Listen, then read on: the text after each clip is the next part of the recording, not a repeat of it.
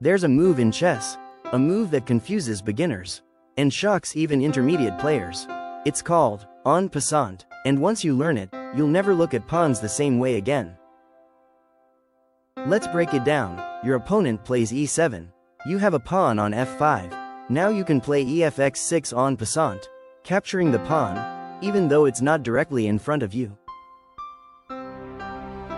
But here's the catch, you can only play en passant immediately after the opponent moves the pawn 2 steps.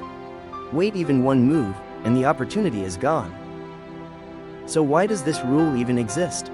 Simple, without en passant, pawns could dodge fights and break the balance. Don't just memorize it, master it. Practice recognizing en passant chances in your games. It's the hidden tool every strong player keeps in their back pocket.